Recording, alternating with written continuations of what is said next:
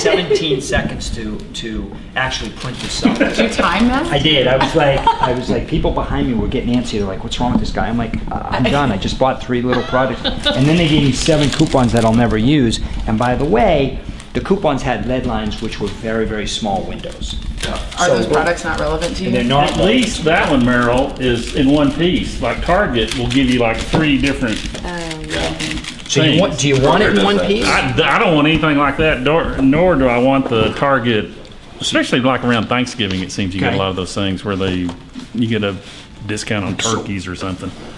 But no.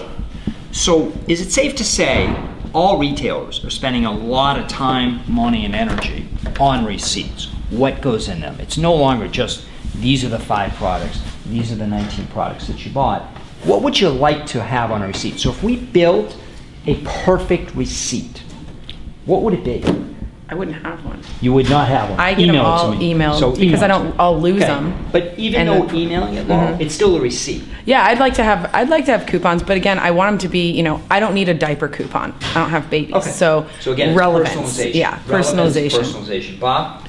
I would just like it to be short and simple, really. Short, simple, don't bother me with anything else. Yeah. Okay. All right, Alice, Erica? I want certain ones emailed, retail establishments, because the only reason I'm going to keep that receipt is if I need to return something. Okay. So I usually don't even look at the email when I get it. I just pop it into a folder in case I need to return something. Okay. But I do like the coupons that give you actually money off, that give you money off next order or those types of things. I will use those. You brought up a good point earlier about on your CVS receipt that there was a very short time window. Yeah. That really bothers me. It irritates me, especially at a retail establishment that I don't shop at very frequently, because I'm not going to come back next week again just because you are going to save me potentially $2. That's not enough for me. So extend that time window out to be a little bit more relevant of when I shop. Okay. All right. Interesting. So personalization is important. And do you think most retailers get that done, have understood that, figured that out, or is there work that needs to really be done on that? I'm going to say there's work that needs to be done on it. Now, I'm not that big of a shopper, but I don't think they're doing it in stores I frequent. Is there any store, any retail establishment that from a receipt standpoint, wow, they really get it?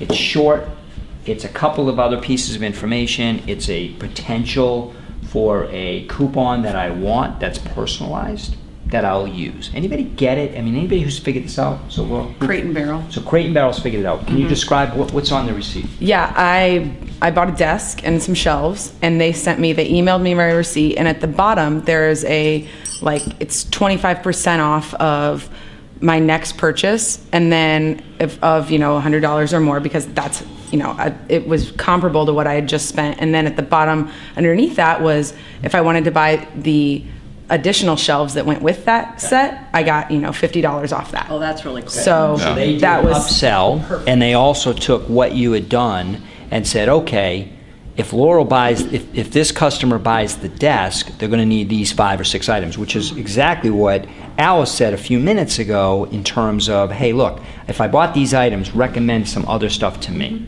So what's interesting is I was in Madison, Wisconsin. I'll tell you a funny story. So I'm in Madison, Wisconsin, and unfortunately you can't rent a cab at Madison, Wisconsin after 11 o'clock and my flight was getting in at like 11:30 or something, so I had to take a cab. So this cab driver took me to the hotel. It was a beautiful cab. And at the end, she had said, would you like me to email the receipt? I said, no, that's okay. You can hand me the receipt, that's fine. Before I was upstairs, after I checked in, I got an email, and it was the cab receipt, which was kind of weird to me that I said no, but you still did it.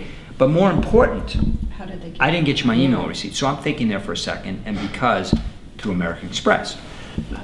So they must have a deal with American Express that says, look, if somebody says they want the receipt, you have to supply the email address. To me, okay, I get it. I was a little freaked out, big brother. Okay, somebody in my room also.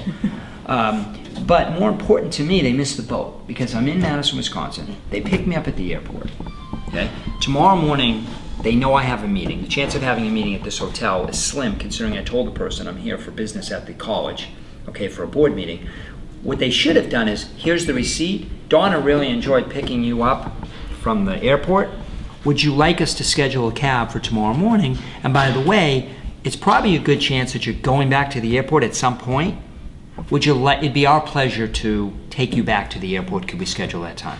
If they had done those two things, they would have increased their revenue by a tremendous amount. Would you agree? And wouldn't you like things like that? I would. Okay. Yeah.